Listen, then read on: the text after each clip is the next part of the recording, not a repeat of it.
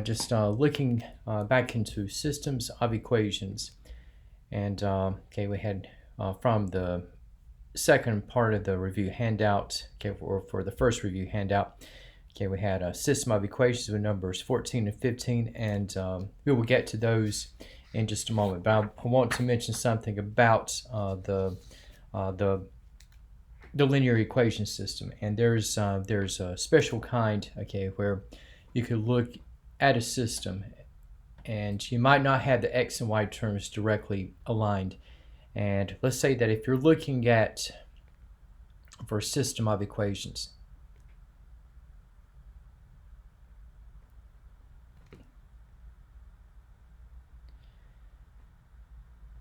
and we are looking at solving for x and y, okay, and we have let's say we have for the system, okay, so we got y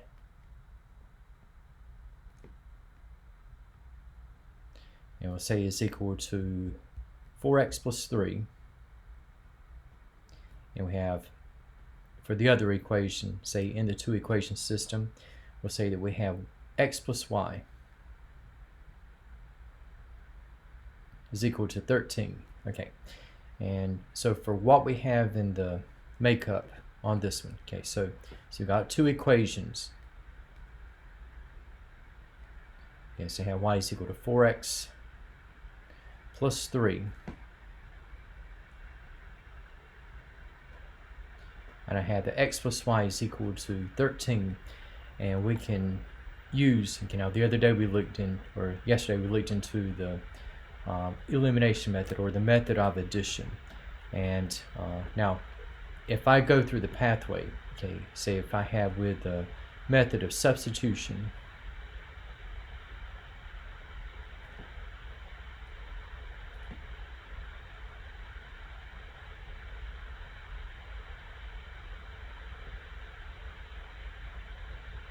and what I mean by this, okay, now if you notice with the first equation I have in terms of y equals, so I have y isolated, and this is set equal to 4x plus 3.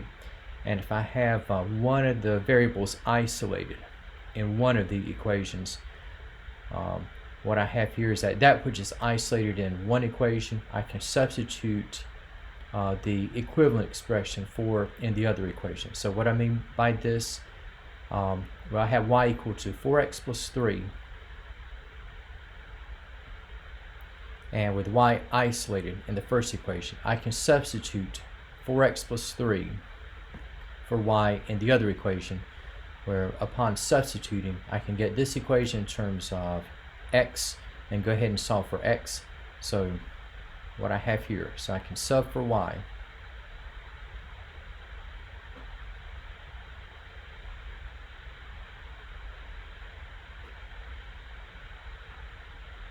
and solve for x. Okay, so we're going to have in the rewrite, okay, so we have x plus, and once again in place of y, okay, so we got 4x plus 3,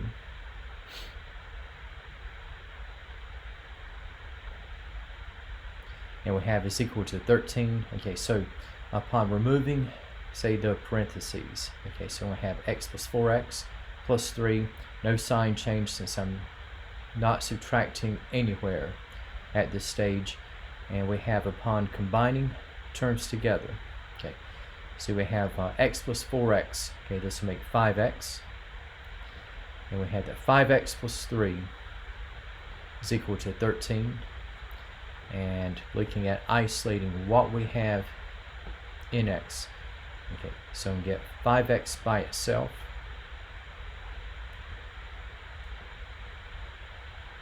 and we'll have that 5x is equal to 10, and with 5x equal to 10, so if we divide by 5, okay, we have half of the solution, in this case where we have x is equal to 2. Okay, so I have x at 2, and in terms of solving for y, I can take into either of these two equations. Okay, and looks like we might get a little bit quicker with the second equation, but you could still work out filling in 2 for x in the first equation. So either way, it still comes out to the same result. Okay, so you have for x plus y is equal to 13. So we have in this one. Okay, so I can just plug in 2 for x.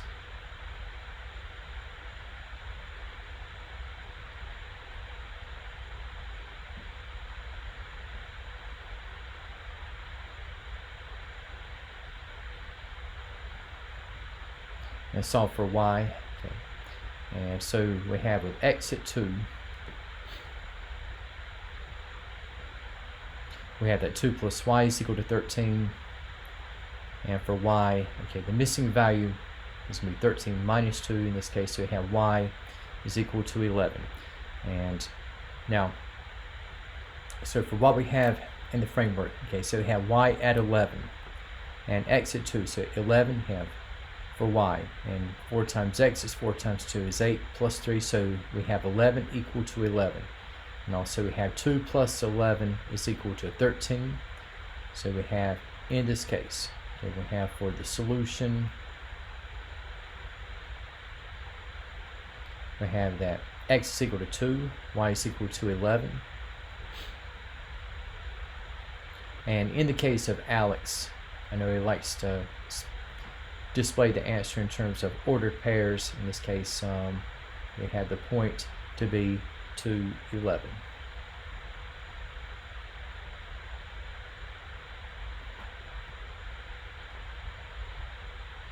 All right, and there'll be some more things with systems of equations, especially combining or synthesizing a bit of the linear with the nonlinear. I'll tell you what, first things first, if we look at what we have with the following systems of equations, and we have, in the case of number 14, okay, so we have our x and terms are lined up, and we have here, okay, for the case in 14, okay, so I have 2x minus 3y is equal to 7.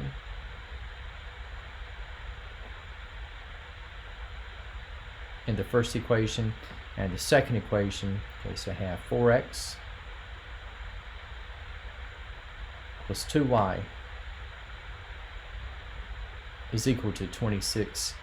And for this system, okay, again, I have the x and the y terms itemized, lined up, and if you notice, okay, if we were to revert, okay, back to the addition method, where I can look at eliminating one variable and solving for the other, and notice we do not have yet additive inverses between 2x and 4x, nor do we have additive inverses between negative 3y and positive 2y. But I can create a situation where I can either eliminate the x terms or I can eliminate the y terms first. And now, if I were to eliminate the x terms, I could multiply the first equation by negative 2, cancel the x's, combine the y's, and solve for y first, and then solve for x. But I'm just going to kind of change things up a little bit. Let's say if you were to look at eliminating the y terms first, okay, and okay, remember I have negative 3y and positive 2y, and one approach is that I can take multiples of both the first and the second equations in creating a pathway to eliminating y terms. And think of it like this: you got your numbers 2 and negative 3. Think of like the numbers 2 and 3. What is the smallest number that 2 and 3 will go into? Okay, of course, with both 2 and 3 as prime numbers, smallest number is going to be 2 times 3, which is going to be 6. So if I make the 2 into a 6, I'll be multiplying by 3, so I would have a 6y created. And if I want to eliminate 6y, I would need a negative 6y. So I can work with, say, multiplying, let's say, the first equation, say, by 2, and we can multiply the second equation by 3. And again, what is the reason? And that is if I want to eliminate y and solve for x first. So this is one possible pathway. So doubling the first equation. So we got 2 times 2x is 4x. And 2 times negative 3y is going to be a negative 6y. And 2 times 7, okay, it's going to be a 14. And for 3 over 4x, okay, that is going to be 12x. And 3 over 2y, okay, so that is going to be a 6y. And for what we have in the case of 3 over 26, okay, so that is going to be a 78. So again, we have in the rewrite, so again we have 4x minus 6y is equal to 14. And then tripling the second equation, so I have 12x plus 6y is equal to 78. Okay, and so for what we have in the layout, let's look at adding the equations together.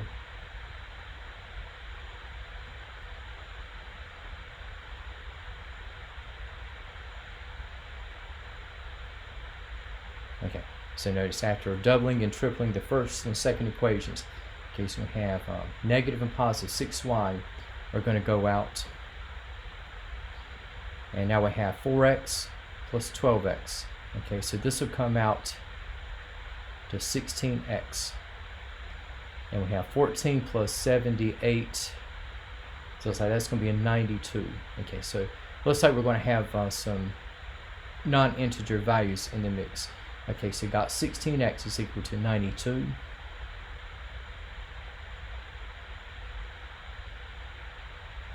And if I divide 16x by 16, so we have 92 over 16. And for what is going to happen here is that for 92 over 16, okay, that ratio can be reduced to 23 over 4, or as a decimal, we can say we have 5.75. Okay, all right, so I have x at a non-integer, okay, we have 23/4, or as a decimal, so we have it 5.75, and I can plug into x this value for either the first or the second equations, and it doesn't matter which one. We'll take the second equation, yeah, since we have a positive 2y here.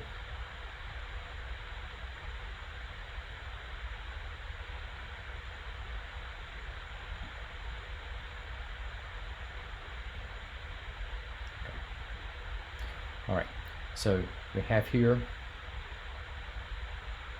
with x first determined, so I can just plug in for x and then solve for y.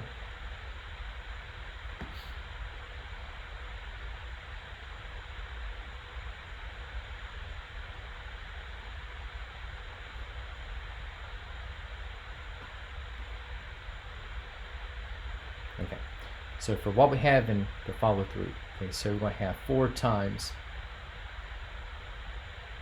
23/4, and we have plus 2y, okay, is equal to 26, and so we have multiplying, so we're going to have 23 plus 2y, okay, is equal to 26, and then taking the difference, okay, so if I take 3 away, okay, so we have that 2y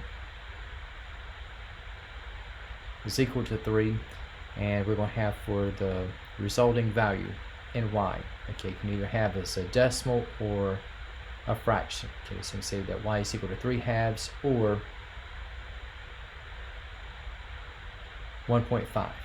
Okay, so for this system, okay, there is a solution for x and y.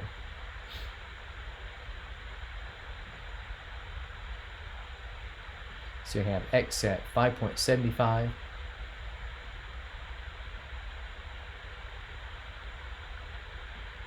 and you have y at 1.5, and again, just as an ordered pair.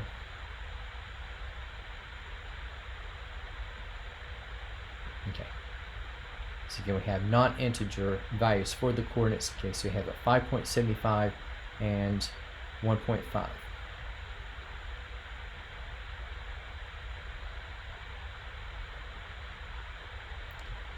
And had you chosen to eliminate x, let's say by just taking the first equation, multiplying by -2, and leaving the second equation untouched, it would be through that pathway you'd be looking at eliminating x and solving for y, and you would still get the exact same values.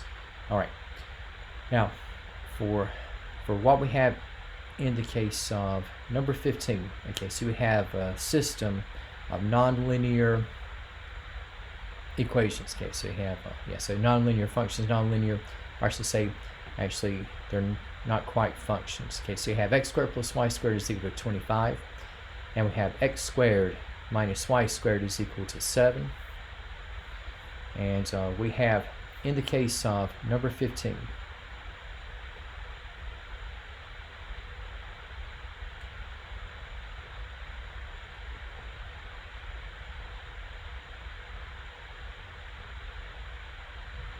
again, we have x squared plus y squared, okay, is equal to 25. And we have the x squared minus y squared is equal to 7. Okay, and if you notice, okay, we already have additive inverses with positive and negative y squared, so I can just go ahead and add these equations together. So we get the y terms eliminated. So if I add, we have 2x squared is equal to 25 plus 7, which will be at 32.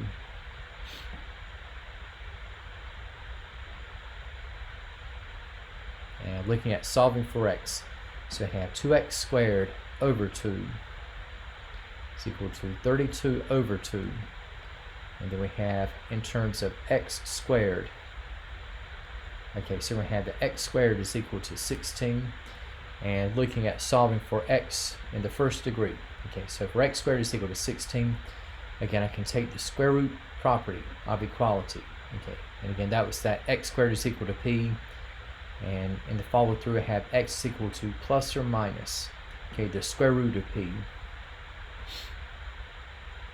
and with p at 16, so we're going to have two possible values for x. We'll have plus or minus 4, and taking what we have and solving for y, okay, and we can use either equation, and since I'm looking at solving for y, and since the variable term in y is positive in the first equation, so what I can do here is that I can take the x squared equal to 16,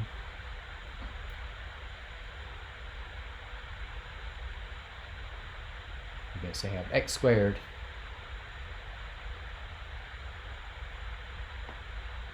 plus y squared, okay, is equal to 25. Okay, now regardless of the value of x, the square of positive 4 and negative 4 is going to be 16, so I can just work with x squared is equal to 16.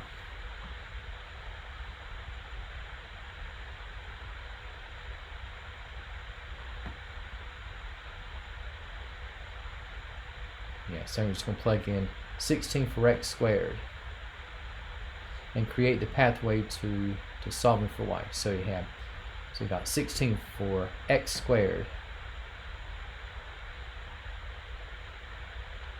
So you have 16 plus y squared is equal to 25. And if I take 16 away from both sides,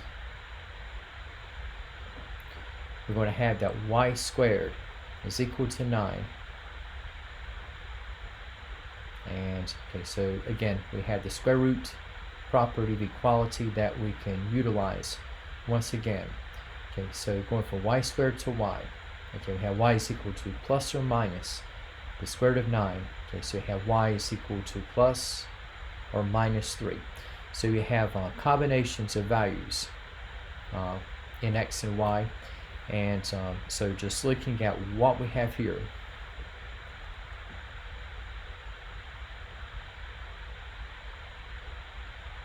so for the solution, okay, so this is kind of like the shorthand for x and y. So I have x equal to plus or minus 4, and y is equal to plus or minus 3.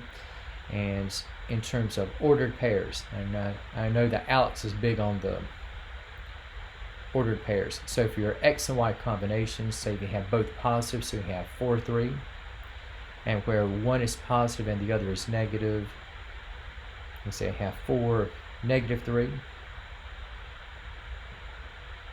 as well as negative 4 and 3. And finally we have where both are negative. Okay, so we have negative 4 and negative 3. Okay, so these are your 4 combinations of x and y where both equations in the system will ring true.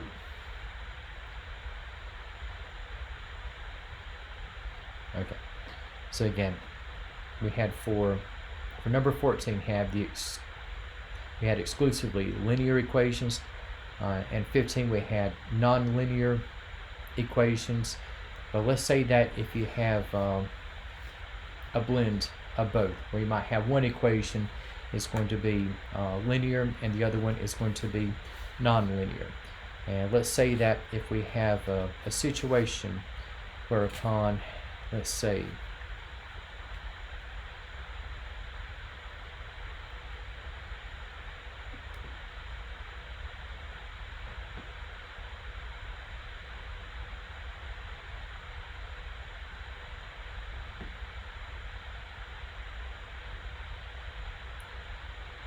so we're looking at solving for x and y.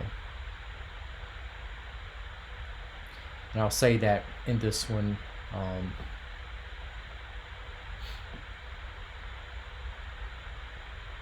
let's say that we have x plus y is going to be equal to, and we'll say that we have x plus y is equal to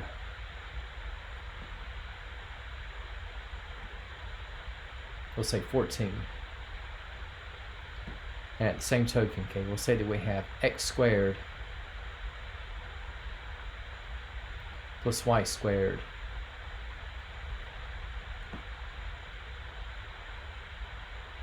is equal to 100. And you can probably go through like some quick trial and error approaches and come out with the result. Okay, so we have, say for this example case, so you have linear equation and we have a nonlinear equation. So we've got x plus y is equal to 14 and x squared plus y squared is equal to 100. And what we can do here, we're just kind of creating what will lead to a substitution pathway.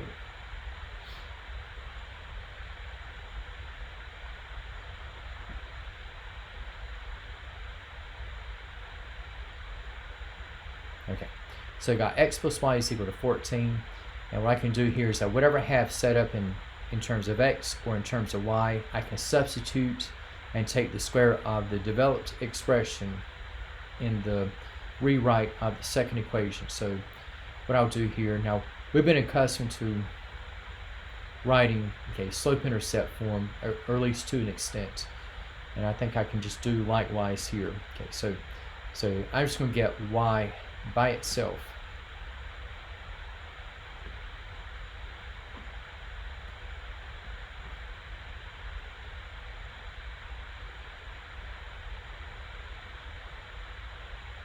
Okay, so in like in the case of slope-intercept form, okay, so I have y is equal to negative x plus 14. Okay, and that's all fine and good. Okay, so the question is, okay, so I've isolated y. So what I'm going to do with this expression, now that I have in terms of y equals, and again, that which is isolated in one equation, I'm going to substitute for in the other.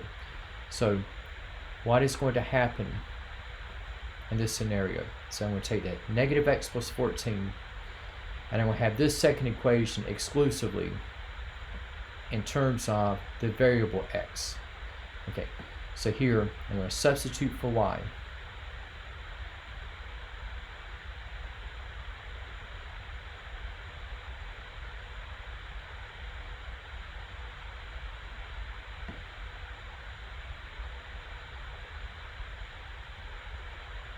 and I'm going to be looking at solving for x. Okay, so if I substitute for y and solve for x, okay, so I'm going to have I'm still going to take to the second degree.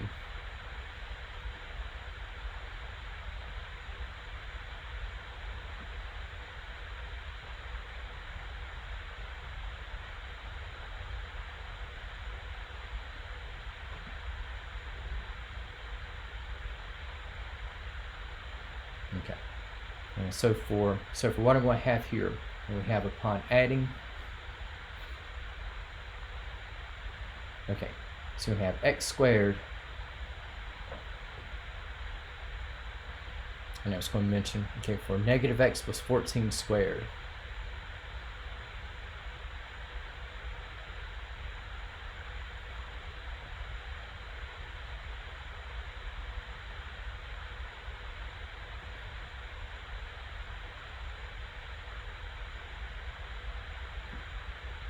Okay, so if I were to FOIL out, so you have like negative x times negative x, this would be a positive x squared. And got negative 14x minus 14x, so we have negative 28x. And then 14 times 14, this would be 196. Okay, so we got here for the square of negative x plus 14. Okay, so you have, in this case, you have x squared minus 28x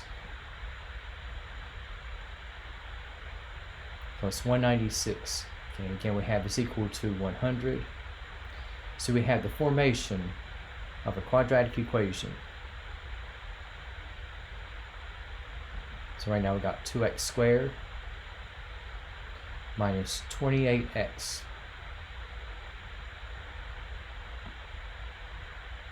plus 196 is equal to 100. Okay, and I'm going to be able to simplify this equation shortly. Okay, so I'm going to do here, I'm going to subtract 100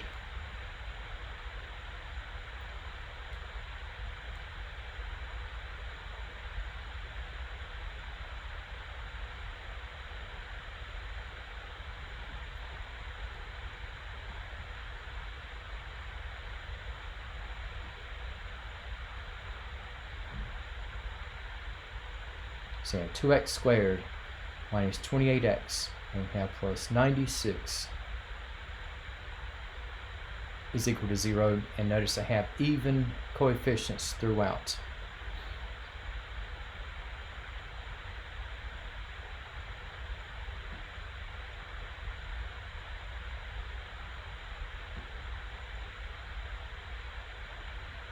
So if I divide the equation by 2, okay, so we're going to come out to where we have x squared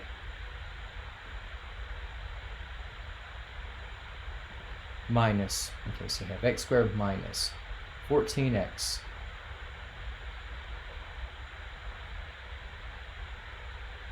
again, x squared minus 14x plus 48 is equal to 0. And just looking at factoring,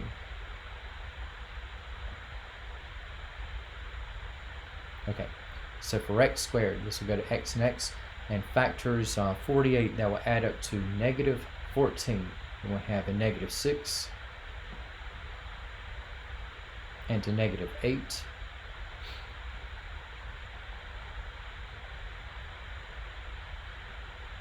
And we have with the use of the zero product property. So if x minus 6 is equal to 0, so we're going to have that x is equal to 6. And if x minus 8 is equal to 0, okay, well, we're going to have that x is equal to 8.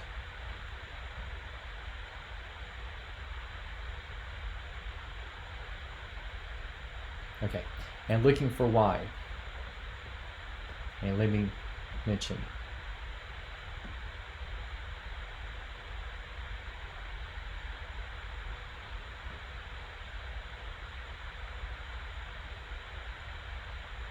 you're always going to plug in to the simplest equation, that is the lowest degree.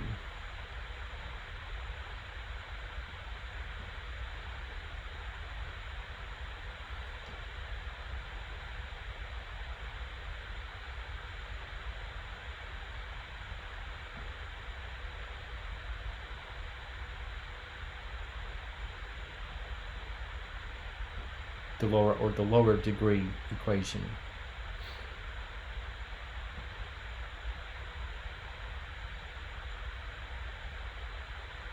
Okay, and what I mean by this, okay, so we had a two equation system with x plus y is equal to 14, x squared plus y squared is equal to 100, and between the two equations, again, the lower degree is going to be x plus y is equal to 14.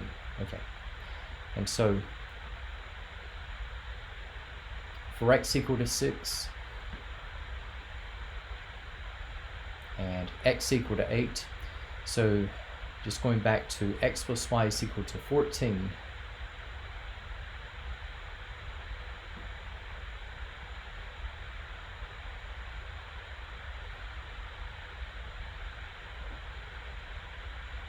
and so if I plug in 6 for x,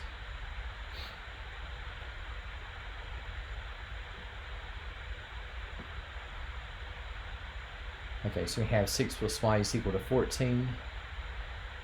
And from this, okay, we have y is equal to 14 minus 6. And so that is going to be at 8. And we have, on the other hand, okay, so if x is 8,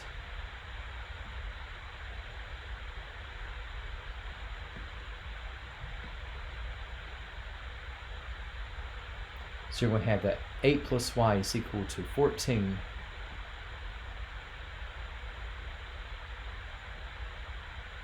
In this case, we're going to have that y is equal to 6. Okay, so for that particular solution, okay, there'll be two possible points. Okay.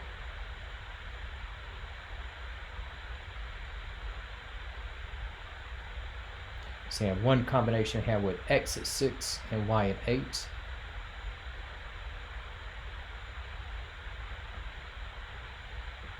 And the other combination would be where you have just the switch arounds of the values. For x we have at 8 and y we're going to have at 6. So regardless of how you fill in, okay, so 8 and 6, 6 and 8, the values will add up to 14, and also the sum of their squares will be 100. Okay, so that will be the solution that we have in this case. All right, and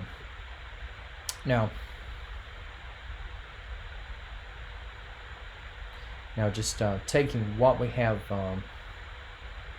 in the case of working with systems of equations, okay, and we have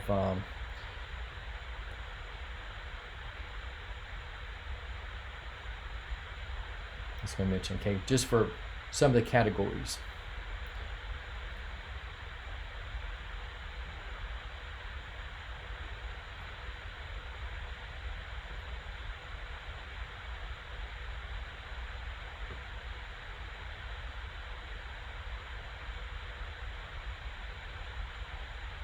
Okay, for equation systems, okay, there's going to be three categories.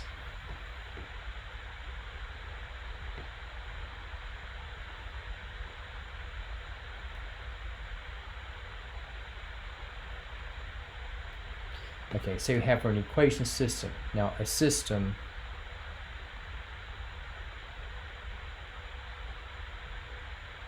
that has a finite or limited number of solutions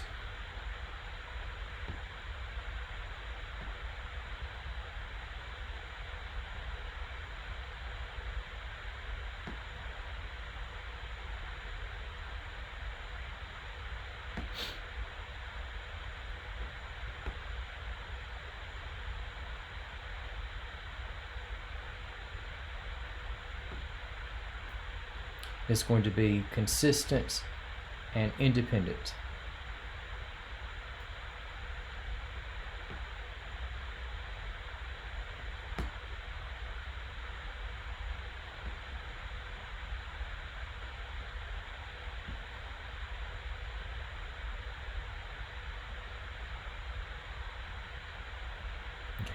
And all the equation systems we've dealt with so far have been consistent and independent.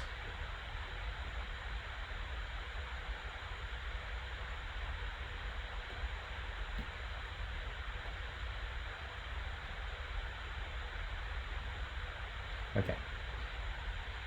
And for what we have in the case of a system that has no solution,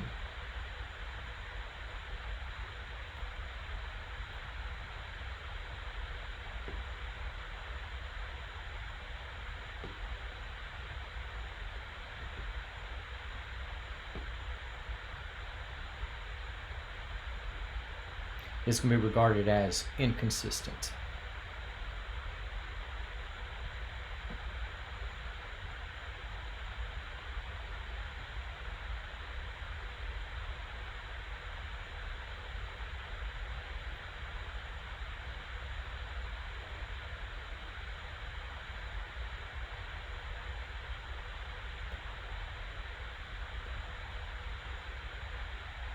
And we have in terms of a system that has an infinite number of solutions.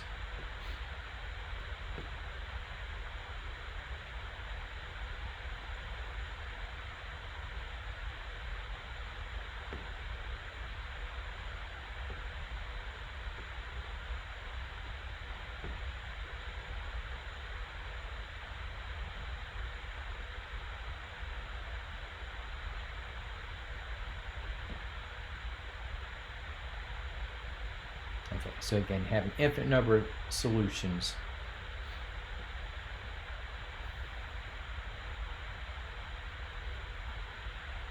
Is going to be regarded as consistent and dependent.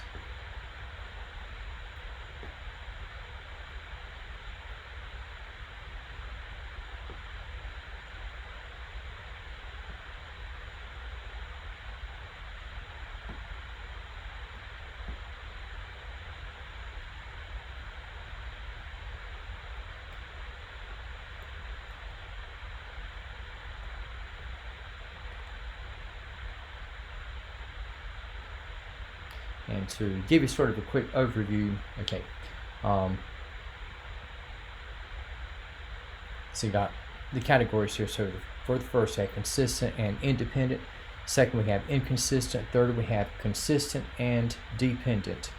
Okay, and say that out of these three, okay, so you have, if I were to determine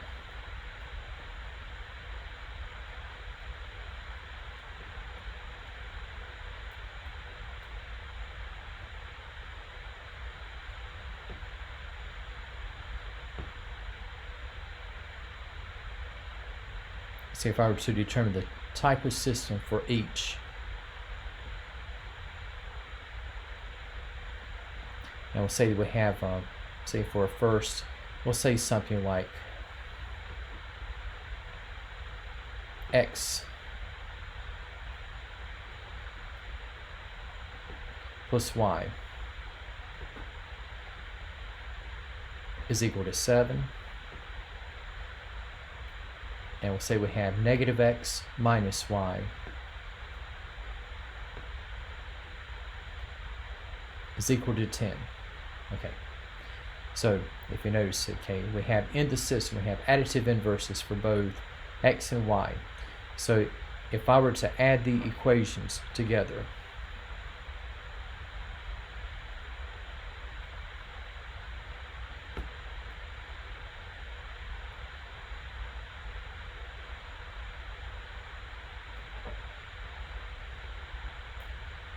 have at least one set of additive inverses. Again, so I have x plus y is equal to 7, and I have negative x minus y is equal to 10,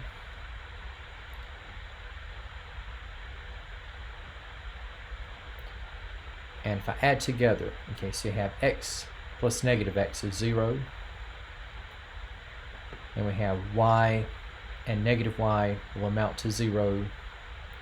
7 plus 10 is 17. And to say that there's a solution to the system amounts to trying to say that 0 is equal to 17. So this is a false statement. So that means that for x and y, okay, we have no solution.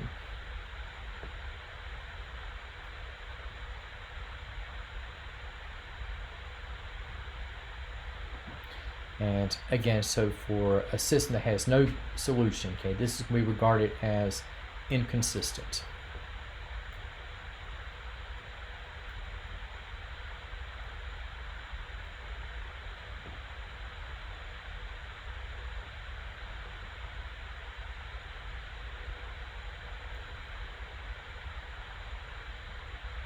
Okay, so this would be the type of system we have here. So we've got no solution, so this is going to be inconsistent.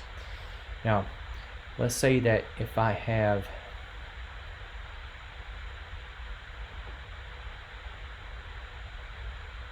so I'll say that we have x plus y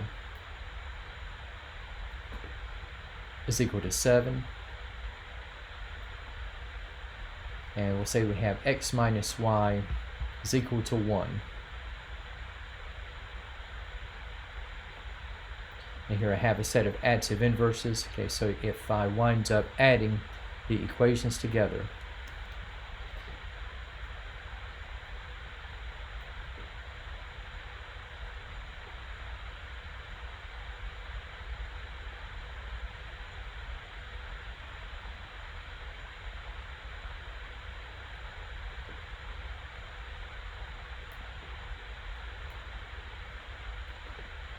okay, so I have x plus y is equal to 7.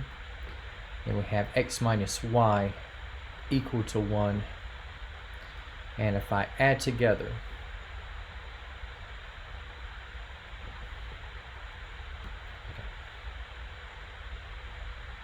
so now we have positive and negative y will go out. And we have x plus x is 2x. And we got 2x is equal to 8.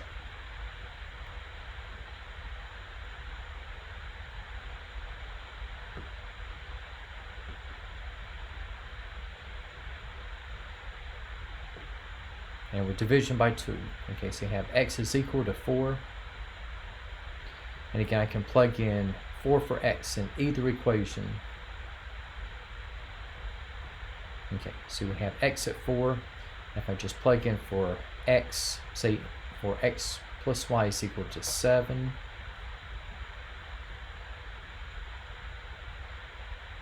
So 4 plus y is equal to 7. And then we have taking 4 away, so we have that y is equal to 3. And so it's going to follow that 4 plus 3 is equal to 7, and also 4 minus 3 is equal to 1. So there's going to be one solution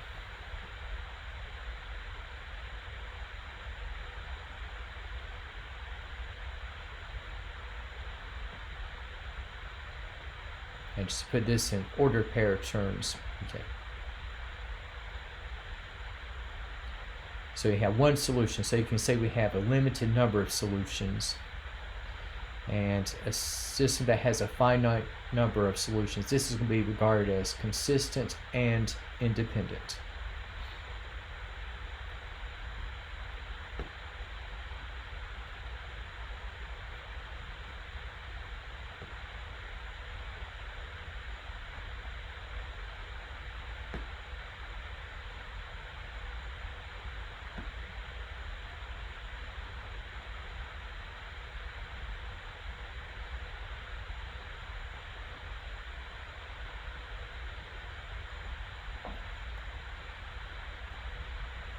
So the type, okay, so it does have one solution for x as well as y. Okay, so you have a limited number of solutions, in this case only one solution for x and y, so you have a system that is consistent and independent.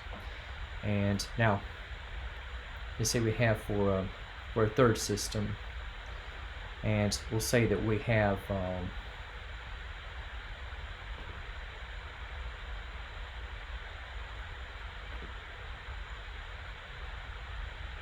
let's say we have x plus 2y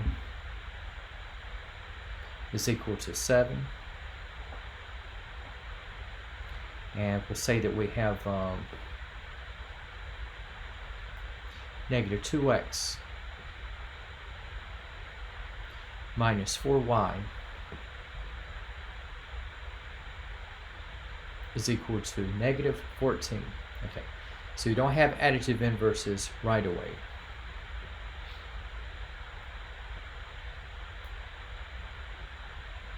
Okay, but again, we have in the system, so we have x plus 2y is equal to 7. And we have negative 2x minus 4y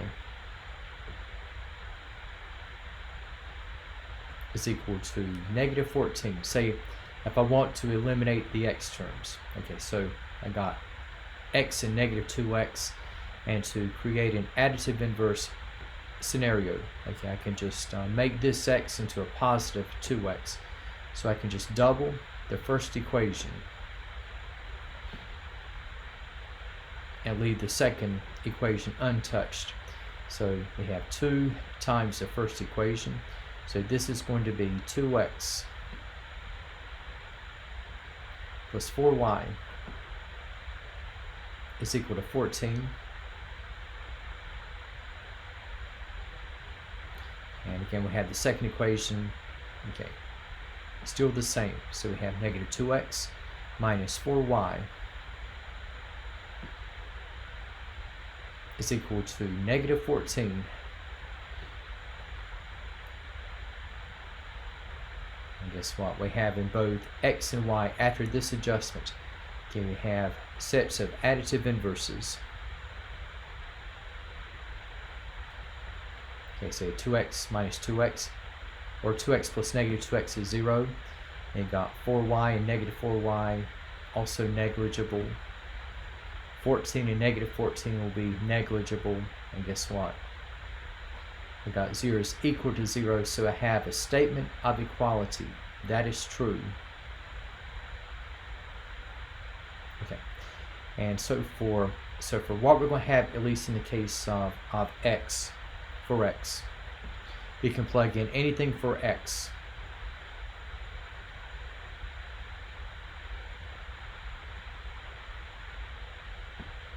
And this is the way that Alex likes to do it. Okay, so you have like solving for x. Then we have an infinite number of solutions, okay, where we have the set of all real numbers.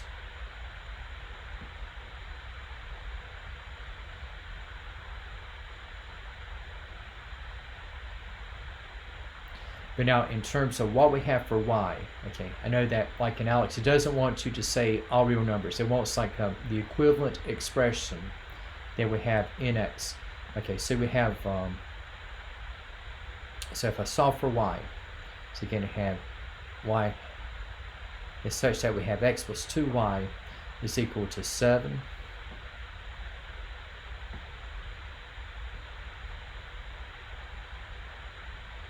And looking at isolating the y term, so you have x plus 2y is equal to 7. And if I take x away from both sides, okay, so I'm going to have that 2y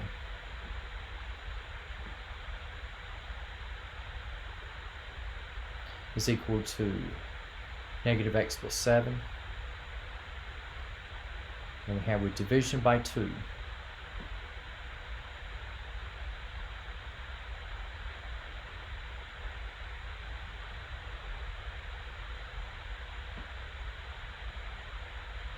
And you're just leaving the compact notation. You could itemize like negative 1/2 x plus 7/2, but we can say that we have y is equal to negative x plus 7 all over 2. Okay, so for the solution, okay, so you have for x, you have a set of all real numbers, and for whatever you have in y, okay, just to put in terms of x, you have anything in x, such we have negative x plus 7 all over 2. And again, just for the type of system, again, this is going to be one that has an infinite number of solutions. Okay, so this is going to be regarded as consistent and dependent.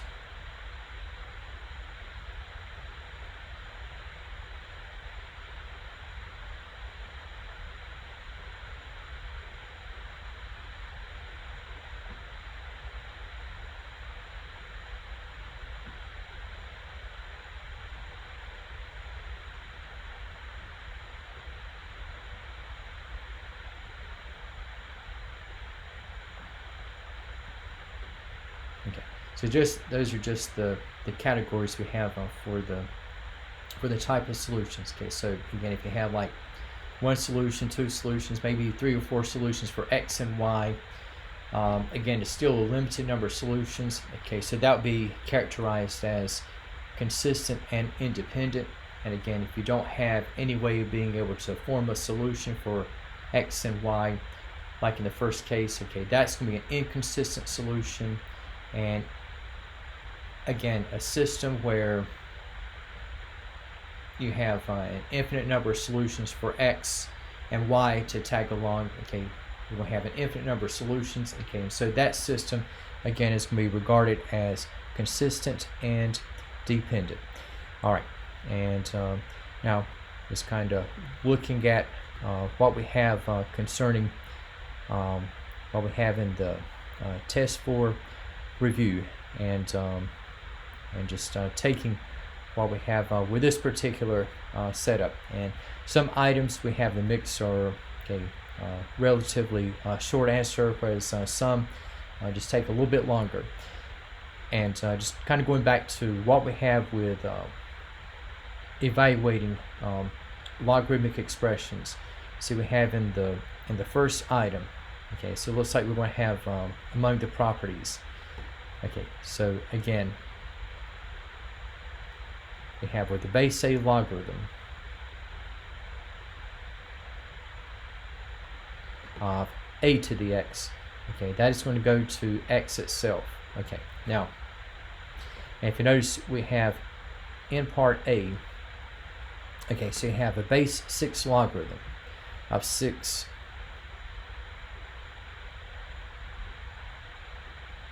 So it's going to start from here. Okay, and now for base 6 logarithm of 6, okay, the exponential base 6 is not explicitly raised to any power.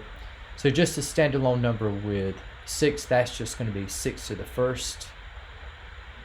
And the base 6 logarithm of 6 to the first, again, that is going to be equal to 1. Okay, so we have for this particular output, okay, we have the value to be at 1. All right. Now, for what we have in the case of part B, now we have the base 4 logarithm, and we have a 1/64. Okay, so we've got a fraction. Okay, and now 64. Now 64 is both a multiple and an integer power of the logarithmic base 4. And let's say if I just start writing out 64 in terms of base 4. So I got a base 4 logarithm, and this is going to be of 1 over 4 to the third. Okay, and again, we have with our inverse rule, remember, if you have a to the negative x, that is equal to the reciprocal of the base to the positive power. And if you notice, you have 1 over 4 to the third. And if I wrote this fraction and converted it directly in terms of base 4, so the reciprocal of 4 to the third, that's going to be 4 to the negative 3.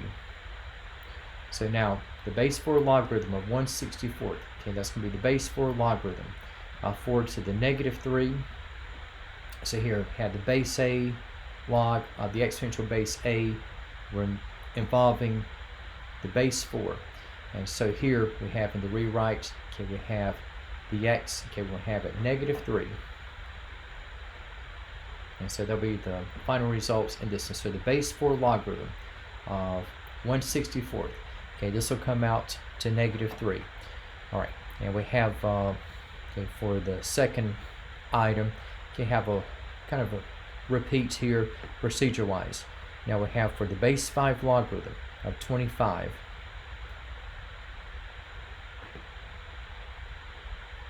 The base 5 logarithm of 25, and 25, okay, is both a multiple and an integer power of 5.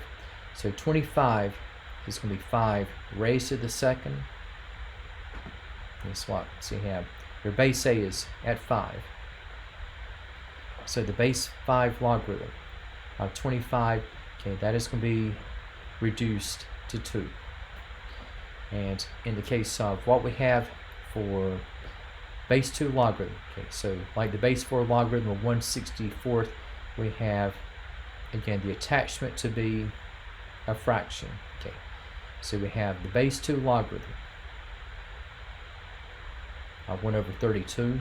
Now we got the reciprocal of 32, and 32 is both a multiple and an integer power of 2. So we have the base 2 logarithm of 1/2 to the 5th. And if I rewrite the reciprocal of 2 to the 5th in direct fashion, so I'm going to have the base 2 logarithm of what's going to be 2 to the -5. Okay, so you have, again, matching bases, and we have for that which is going to represent x, okay, so that is going to be at -5. All right. Now, looking at what we have for evaluating expressions. Okay, so you have the base 8 logarithm of 1/8. Yeah, so this is another stressing of the inverse property. So you have the base 8 logarithm of 1/8.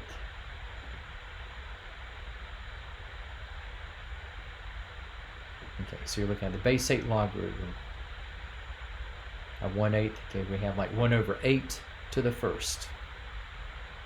If I had to display the exponent explicitly. Okay, so we have in the rewrite. Okay, so I got the reciprocal of 8 to the 1st.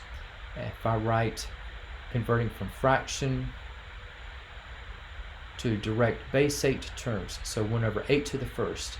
Okay, so this is going to be 8 taken to the -1 power, and this will be the value of x in this case. And so we have here that the base 8 logarithm of 1/8 comes out to -1.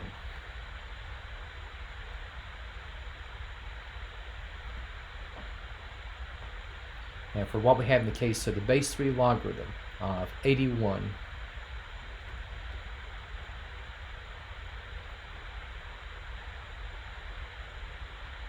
okay, now for 81, okay, that is both a multiple and an integer power of 3. So for 81, okay, think of it like this. Okay, so you got 3 times 3 is 9, and then we have 9 times 3 is 27, and then we have 27 times 3 is 81. So it takes 4 3's to multiply out to 81. So in base 3 terms, now 81 is going to be 3 raised to the 4th power, and so we have a match between the exponential and the logarithmic bases, and so the base 3 logarithm of 81 is equal to 4.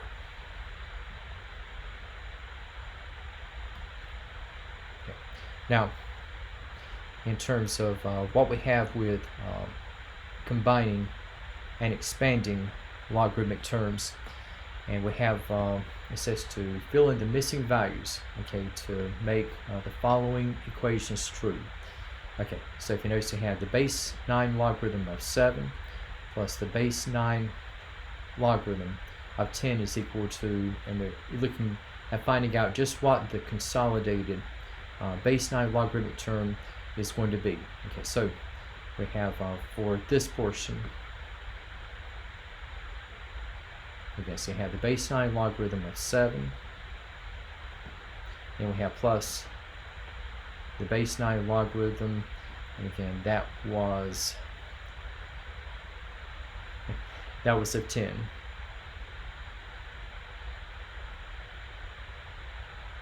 Okay, so just looking at what we have here. Okay, so we have the base 9 logarithm of 7 plus the base 9 logarithm of 10.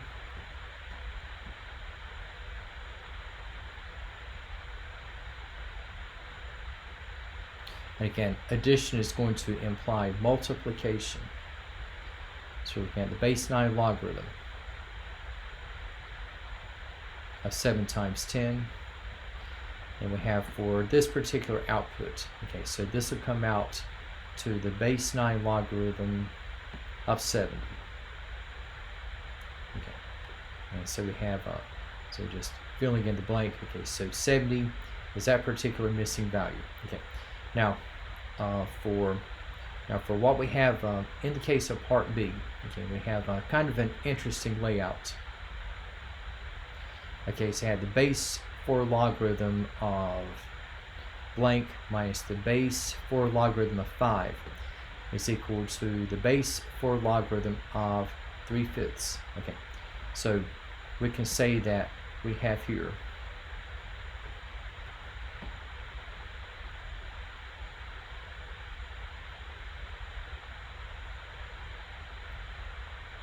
now we'll let y represent, so we'll let x represent the missing term.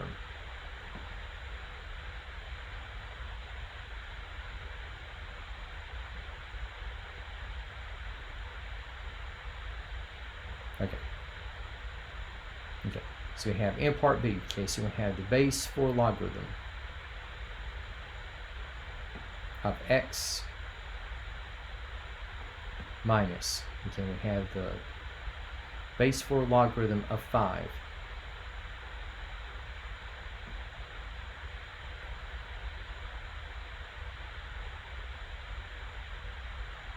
be equal to the base 4 logarithm of 3/5. And there are really two ways you can go about this. I can either take expanding notation here, or I can just combine the terms that I have for x. But let me just mention, okay, so whatever I have for x, again, the attachment must be positive.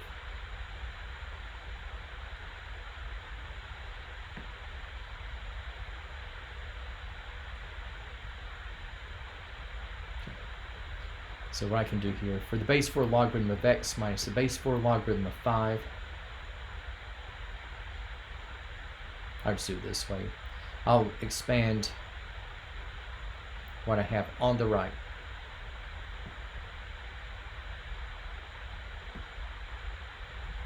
It's kind of like rock, paper, scissors. I can either combine the terms on the left or expand the terms on the right. I'll just expand on the right. Okay, so we have, with division implies subtraction. So we have the base 4 logarithm of 3 minus the base 4 logarithm of 5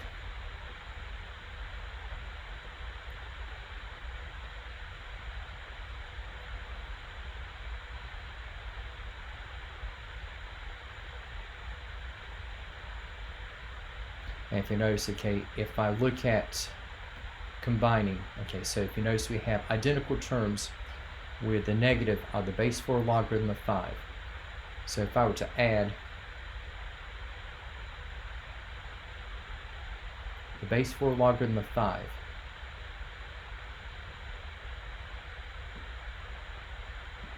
on both ends, so this will come down to the base 4 logarithm of x is equal to the base 4 logarithm of 3. And again, so I have, so it's kind of like the earlier logarithmic equation problems, okay, where I had single logarithmic terms on both sides and both logarithms were in the same base. And if I have single terms on both sides and they are in the same logarithmic base, I can just set the attachments equal to each other. And guess what? I can just set x equal to 3. And going back, so x must be positive, well, 3 is a positive value. So the missing value, x in this case, okay, that is going to come out to 3. Okay. And for what we have in the case of part C,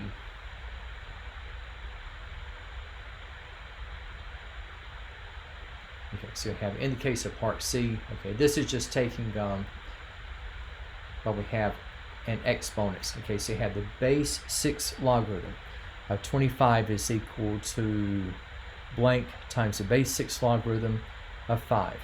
And we have in this one, okay, so we have for part C,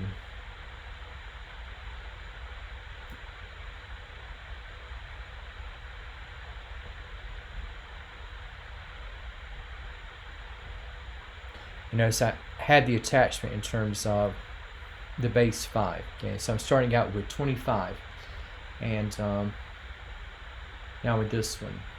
Okay, for 25, if I put 25 in terms of 5, okay, now 25 is both a multiple and an integer power of 5. Okay, so 5 from 25. Okay, so 25 is going to be 5 raised to the second. And so I had the base 6 logarithm of 5 to the second. And again, wherever I have exponents, I can write or express as coefficients. So the base 6 logarithm of 25 is going to be the base 6 logarithm of 5 squared.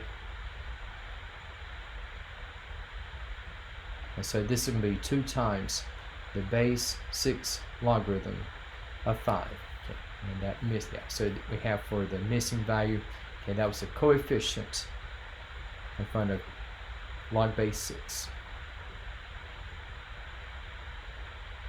All right.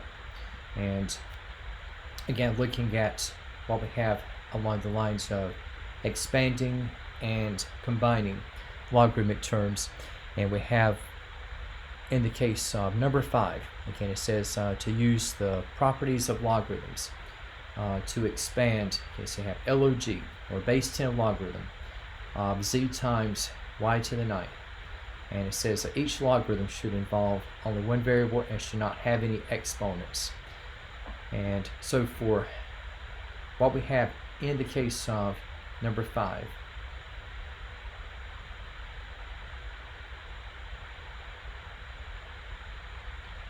so again, I have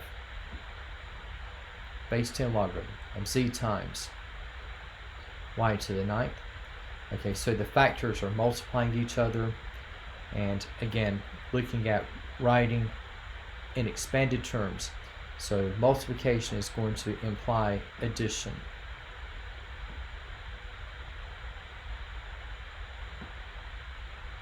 So the base 10 logarithm of z plus the base 10 logarithm of y to the 9th. Okay, and again, to avoid having exponents, okay, so we're good with the base 10 logarithm of z. And as for the base 10 logarithm of 9, again, making the adjustment, so 9 can be converted to a coefficient. And so we have, in following through, okay, we say we have the base 10 logarithm of z plus 9 times, okay, the base 10 logarithm of y. And that'll be the final result in this one.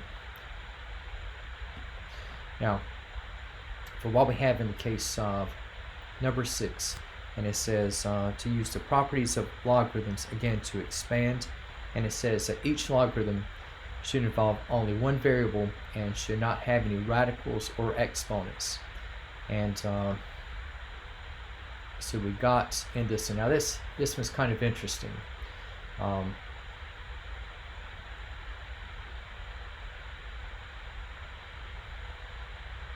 Here, okay, we have a base 10 logarithm.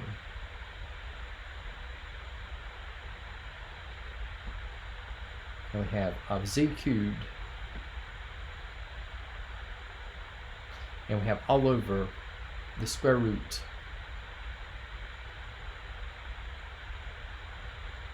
of x to the 5th times y. Okay, and say if I rewrote the radical in non-integer power terms, okay, so I have a base 10 logarithm. Okay, so I have z cubed. I'm going to sort of stretch this out a little bit. Okay, now I'll show you what I'm doing. You have with the square root of x to the 5th y. Now remember, now a square root of an expression will be that expression to the 1/2 power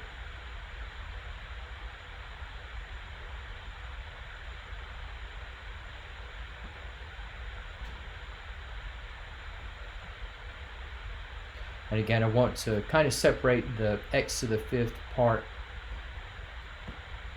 separate from the y portion. Okay, and so right now I have the base 10 logarithm. Okay, so I have z to the third at the top. Okay, and it's kind of waiting for something to happen, and it's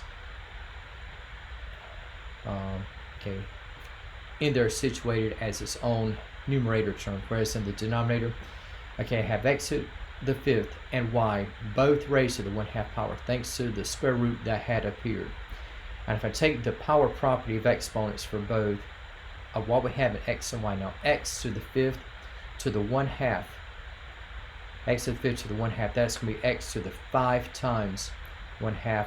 So you're going to have x to the 5 halves, and guess what? With the square root of y parts, okay, that's going to be y to the 1/2.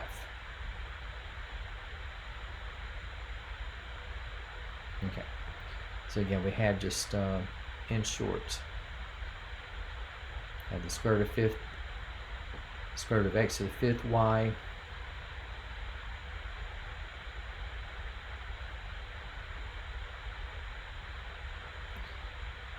another way you could write this, you have x to the fifth to the 1/2, y to the 1/2.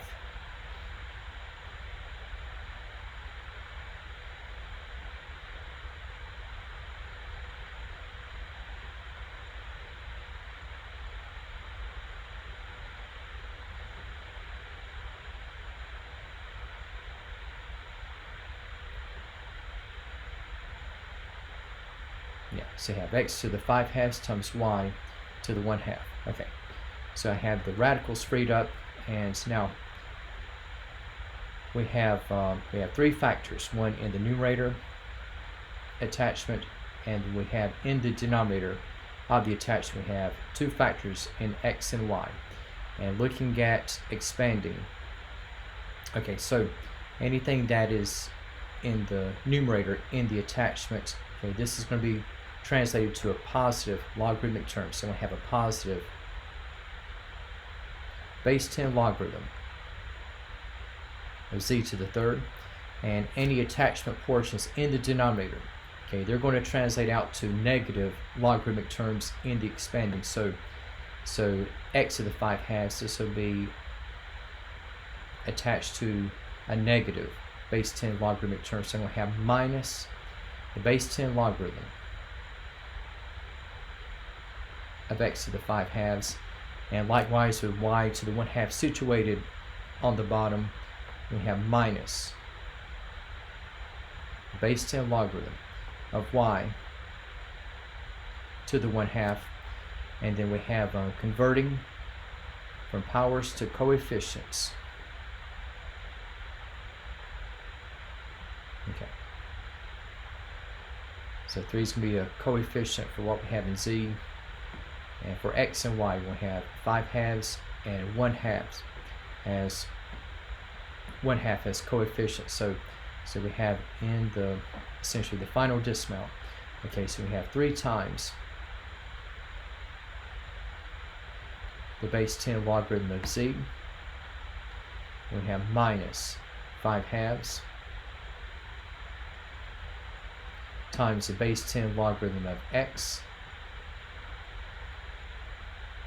We have minus 1/2 of the base 10 logarithm of y.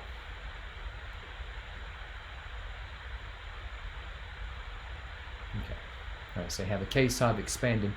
Now, for what we have in the case of number 7, okay, so you have in this one case, you have a not a multivariable term, but you have a in the attachment. Okay, we do have exponents inside as well as the radical. Now, for what we have in the case of 7,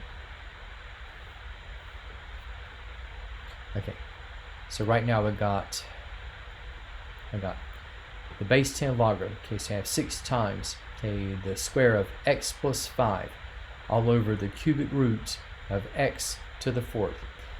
And let's say if I rewrite the denominator as a non-integer power. Okay, so I have the base 10 logarithm. Okay, So I have 6 times, okay, the square of x plus 5. And for the cubic root of x to the 4th, I can just write this, and again, in non-integer exponent terms, okay, so you have x to the 4/3 degree. And now looking at what we have here, so we've got 2 factors in the numerator, 1 in the denominator, and just looking at expanding, okay, so anything from the top is going to be its own positive logarithmic term. So we have the base 10 logarithm of 6, and we have plus the base 10 logarithm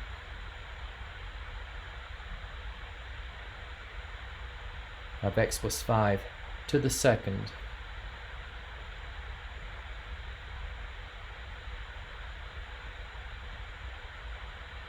and with x to the 4/3 on the bottom, okay, so we'll have a negative, okay, so we have minus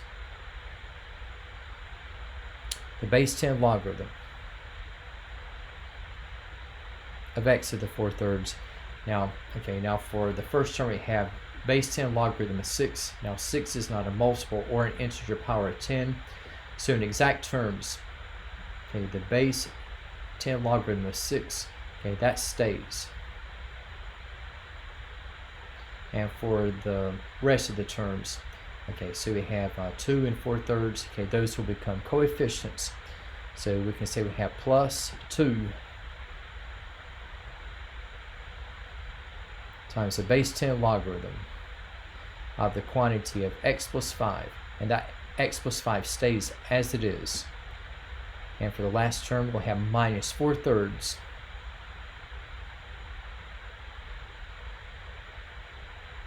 of the base 10 logarithm of x. Okay.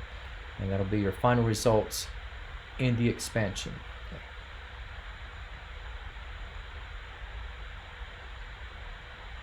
Yes, I have a base 10 logarithm of 6 plus 2 log of x plus 5, and then we have minus 4/3 of the base 10 logarithm of x. All right, and then going in the other direction and looking at combining as a single logarithm. Okay, and what's going to happen here, you know, so we have throughout, okay, we have leading coefficients. Okay, I can just convert those to powers. Okay, so 3 I can make as an exponent, 1/5 likewise, 4 as well for the last term. And so we got the base 2 logarithm of w to the 3rd, and we got minus, okay, the base 2 logarithm of y to the 1/5,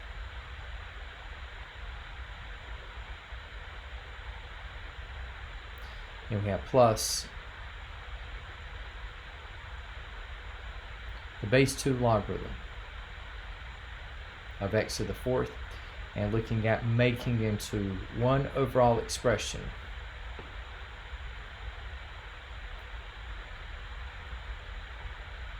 So you have the base 2 logarithm, and just separating,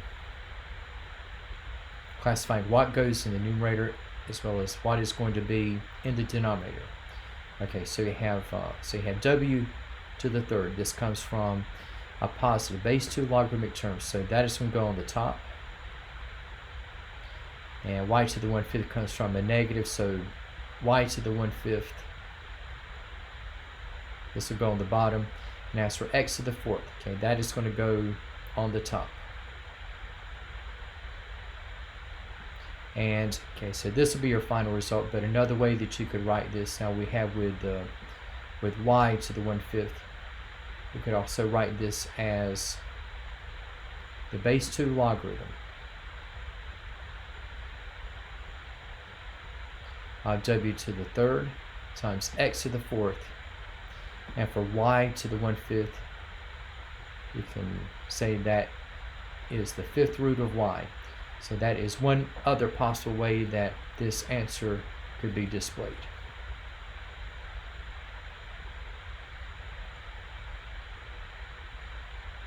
Okay. All right.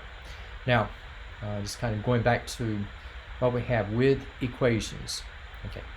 And here we have re-entering once again the phase of working with logarithmic equations. And it says here to solve for x. Okay, and this one a little bit different. And again, so for logarithmic equations, again, you're going to have a to the base a logarithm of x is equal to x. And for what we have in the setup, now for number 9, okay, so you have the base 9 logarithm of x is equal to -2. Okay, and so I got a single logarithmic base term, and we have the bases at 9. And again, I can convert base 9 logarithm of x to just x if I apply the matching exponential base, which of course is going to be at 9. So if I treat both powers, or both sides rather, as powers to which 9 is going to be raised,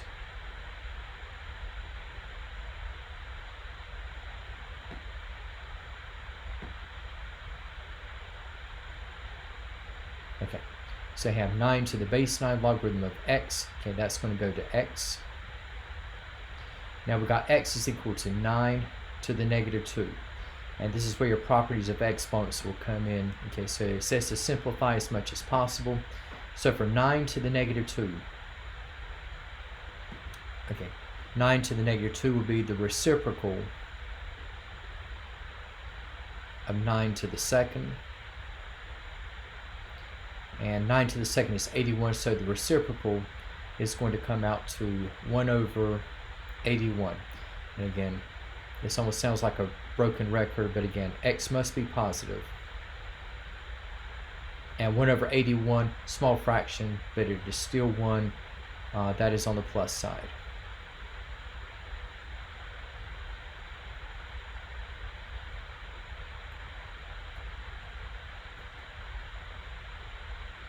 Okay, so you have 1/81. Okay, so that is going to be your final result. Now, for what we have in the case of question number 10, okay, so you have the base 4 logarithm of the quantity of 3x minus 8 is equal to 1. And for what we have here,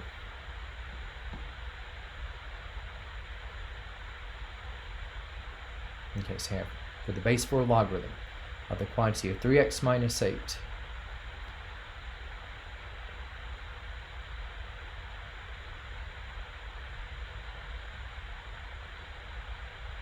Okay, we have equal to 1. And once again, whatever we have for 3x minus 8, okay, the value of x must ensure that we have 3x minus 8 to be positive.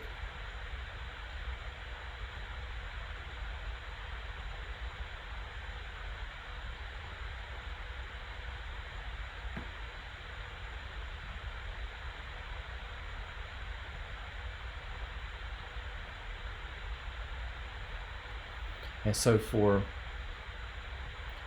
what we have here, okay, so again, just like number 9, I have a single logarithmic term, and I can eliminate the log presence by treating both sides as powers to which the matching exponential base will be raised. And the base, of course, is going to be at 4.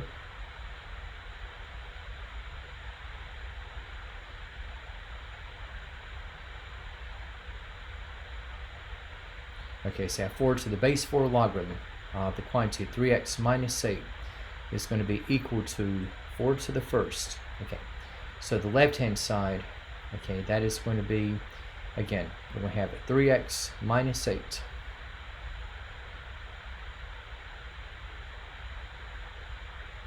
And 4 to the first is equal to 4. And so here we have a two-step linear equation. So you have 3x minus 8 is equal to 4.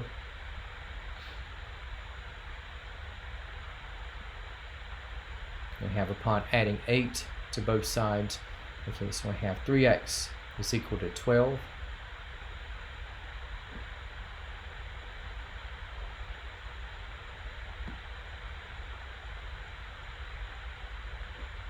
And we have a division by 3, okay, so I'm going to have the x is equal to 4.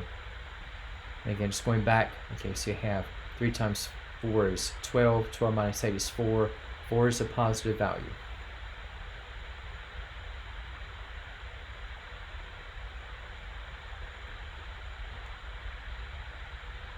Okay, so you have 4 is going to be our solution.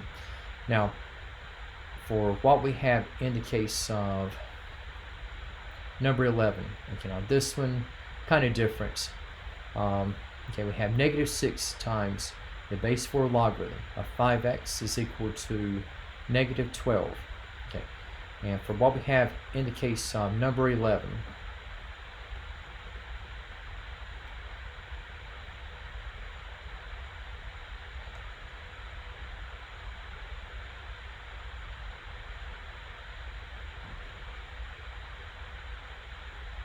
so we got -6 times the base 4 logarithm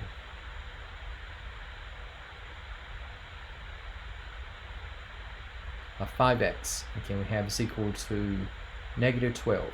Okay, and so just looking at what we have here. Okay, whatever we have in the result for x, again, we want the attachment to be positive. Okay, so again, 5x must be positive.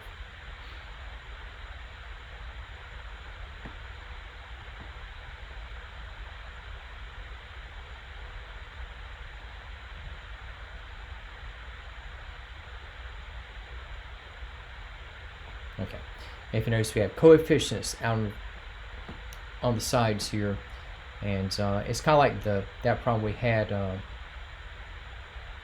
yesterday. And I asked if you could divide by 2 on both sides, and of course you could. And we have for -6 times the base 4 logarithm of 5x is equal to -12.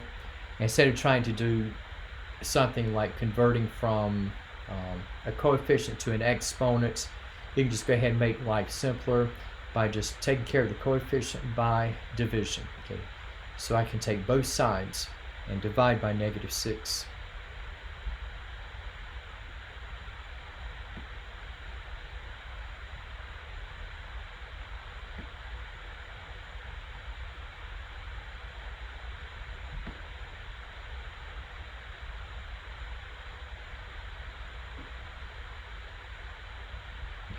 So if I divide by -6, and there are some math problems out there that can kind of give you the impression that you need to do more than you actually need to, and I think this one has that sort of feel to it.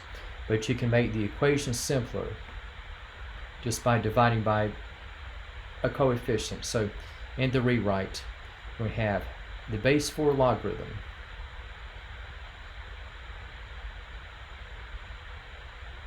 of 5x is equal to -12 over -6, so that will go to 2.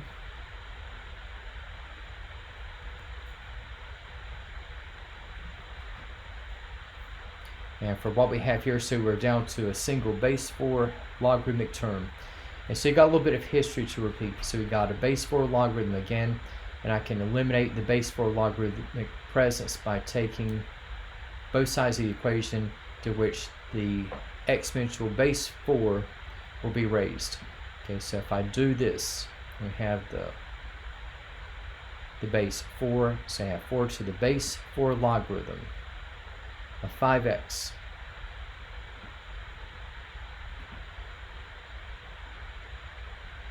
and we have is equal to 4 squared. Okay, so left hand side, okay, so this will become 5x, and we have 4 squared is equal to 16, and for x I can write as either a fraction or a decimal. Okay, so for x we have 16/5, and 16/5, okay, that is going to be reducible to 3.2. Okay, and 5 times 3.2 is 16, and 16 is a positive number.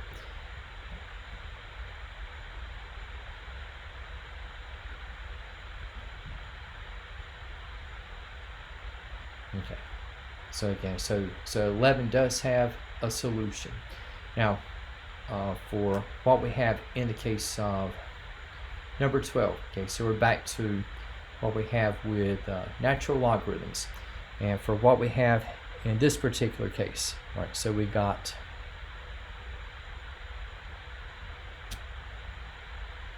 so we have over here, okay, so we have for number 12,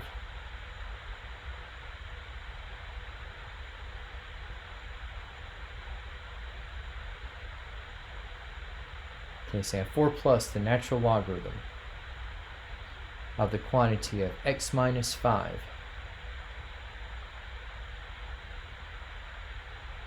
is equal to 3. Okay, and again, so whatever I have in the solution, okay, we have the x minus 5 must be positive.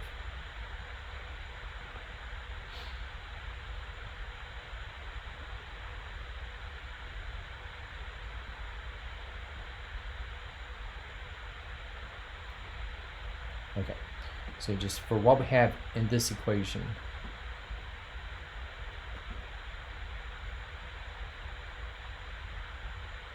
okay, so I have the natural logarithm of x minus 5, but I have 4 to be added alongside it. Okay, so what I can do here is I can get the ln term by itself. So I'm just going to move the 4 that we have over to the other side. So just taking 4 away. So we'll have the natural logarithm of x minus 5 is equal to -1. Okay, so I have a single logarithmic term where we have a natural logarithm, and again, a natural logarithm is going to be a base e logarithm. So I'll just take both sides and treat as powers to which the base e will be raised.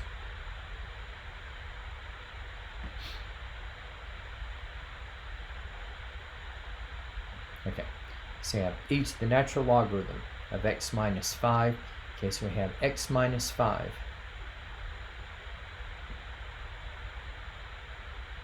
is equal to e to the -1. Okay, and for what we have in the case of e to the -1, okay, that's like the reciprocal of e. Now I'm just mentioning, okay, so you have x minus 5, you have equal to e to the -1, or 1 over e. Now as the decimal, okay, so we have for the reciprocal of the e,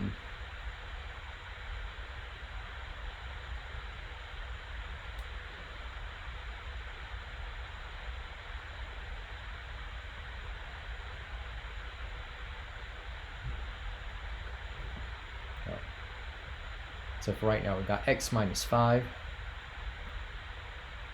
equal to 0.36787,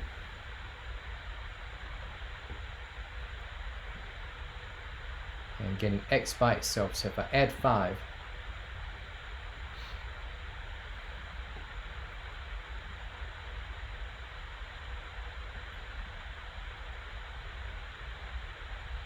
so yeah, 5.36787. And I think there was a stipulation regarding the result here. So for number 12, it says to round to the nearest hundredth. Okay, so to the nearest hundredth. So that's going to be to the nearest 2 decimal places.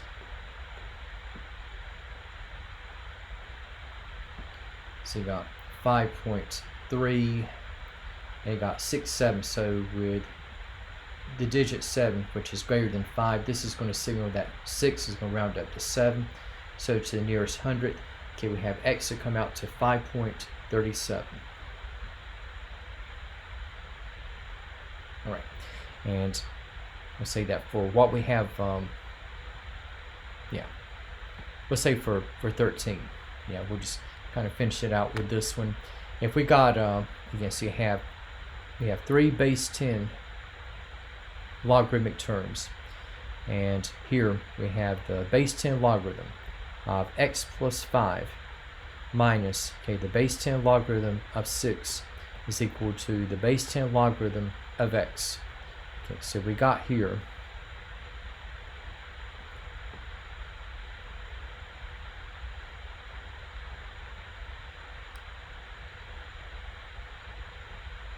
so we have log, have x plus 5 and minus log of 6. Okay, we have is equal to log of x.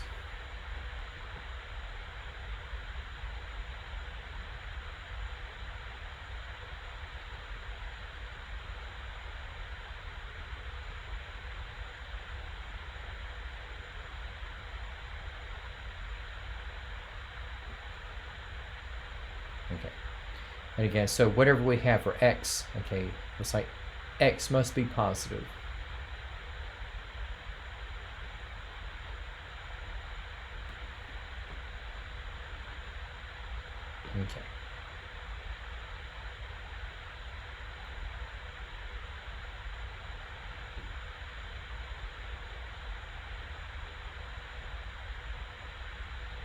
Okay, so the attachments must be positive.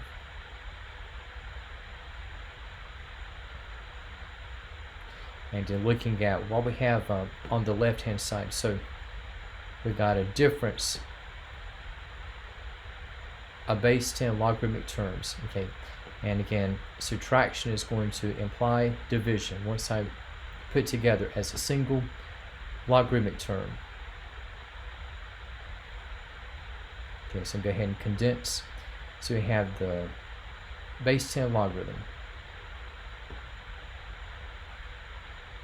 So x plus 5 is going to go on the top.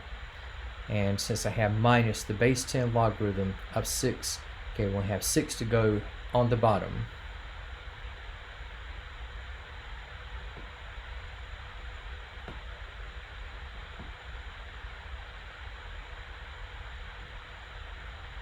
Okay, so I have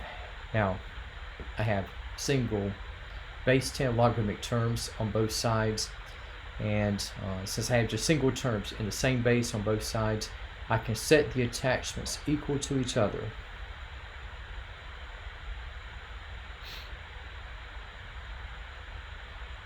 So I have x plus 5 over 6 can now be set equal to x.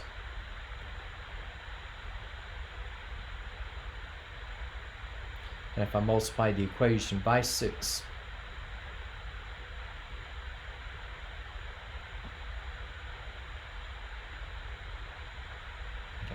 so what's going to happen here, if I multiply by 6, left-hand side of the equation, so this will be x plus 5.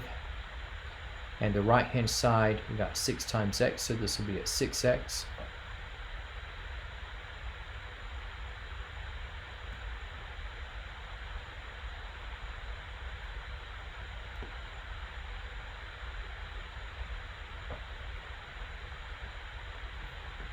Okay, so with 6x by itself, I can join this with x upon subtracting x on both sides. So we had that 5 is equal to 5x.